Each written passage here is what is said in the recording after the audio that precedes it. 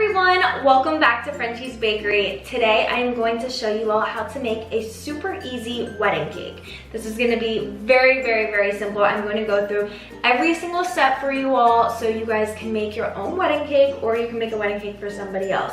Wedding cakes are super expensive. They can be over $1,000. I mean, sometimes they can be $10,000, but I mean like a normal wedding cake is typically $800 to $1,000. It's craziness. They just mark up the prices because it's your wedding day. You know, that's how they get their money.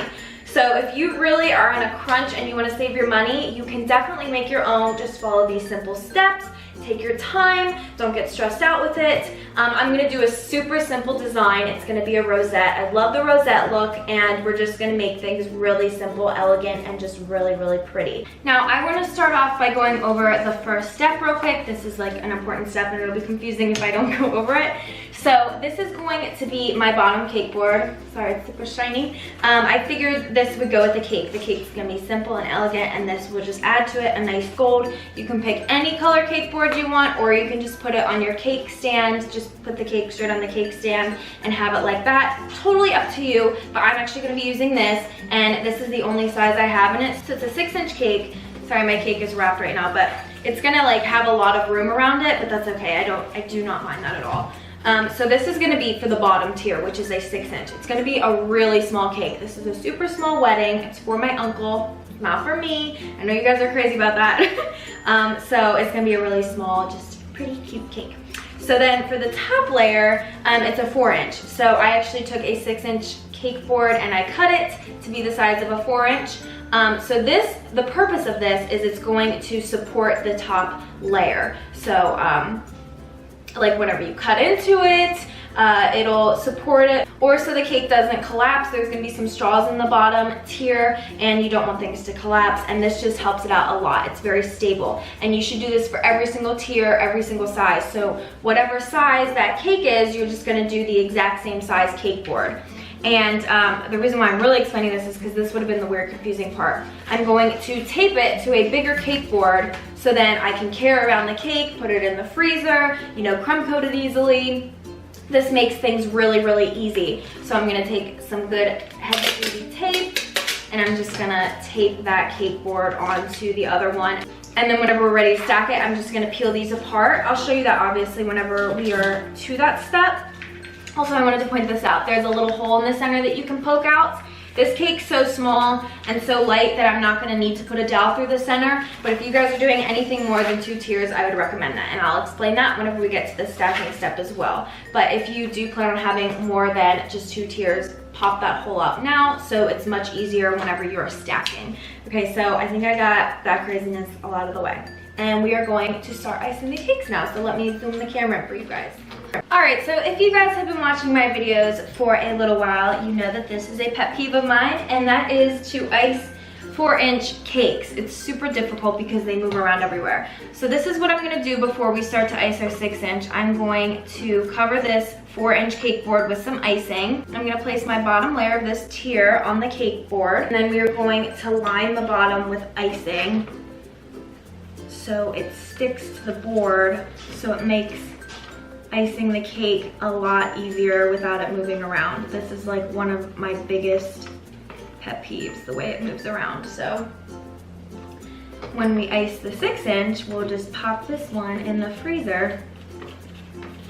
So I'll finish this up, pop it in the freezer, and then we will start on our 6-inch cake.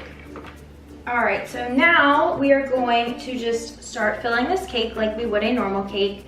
Gonna put on a blob of icing, and then we're gonna spread it out nice and even, and then we're just going to keep on stacking it, and then we will put on a nice thin crumb coat on the outside, make it nice and smooth, and pop it into the freezer for about 15 minutes. So that's what we're gonna do with this, and I'll just time lapse through it.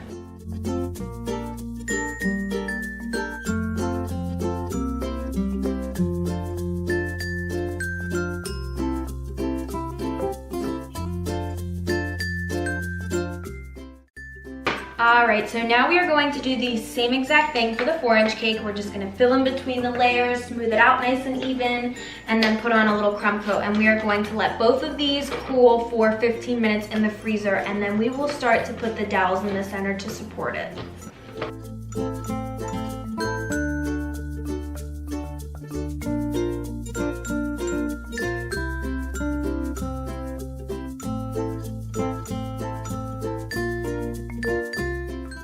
right, so once your cake is fully cooled and you can touch it and no icing comes off on your finger, then we're going to move on to our next step. So you can get these big smoothie straws at any grocery store, and we are going to use that to support our cake. So what I'm going to do is I'm just gonna take this straw and I'm gonna stick it straight down in without bending it or making it go crooked.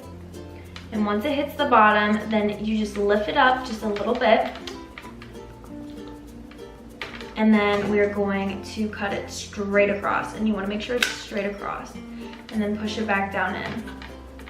And then we can actually just reuse this straw again. And just push it straight down in.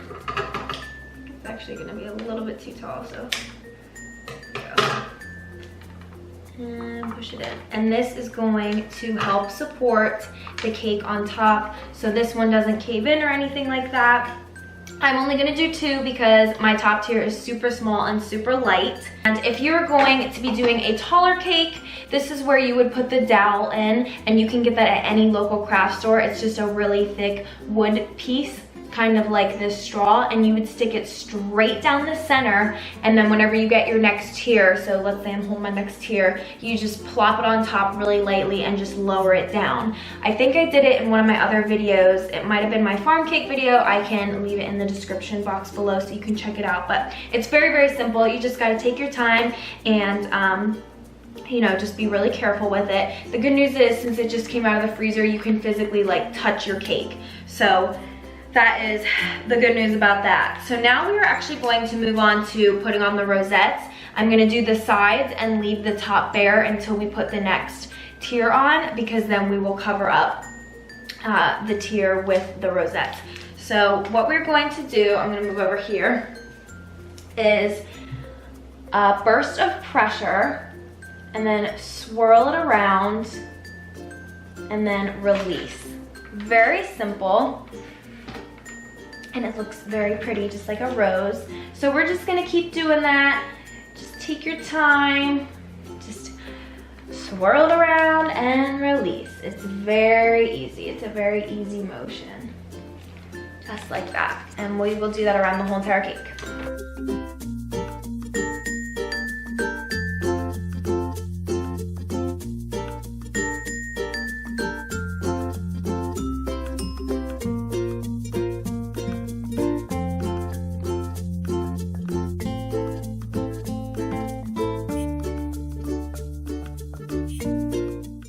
All right, so now we are going to stack our next tier on, so you can actually grab it if it's in the freezer and just pull it off. Make sure there's no tape on the bottom, and we're just gonna plop it right here in the middle and place it down. So it looks just like that, nice and even, situated just right, and it will sit right there. Now, if you have the dowel, then you can just lower it on very lightly where you pop out that hole like I showed you guys at the beginning of the video. So now we're going to finish our rosettes. I'm going to do a row around here so we can secure this top layer on, go up the sides of the top tier, and then finish off the top.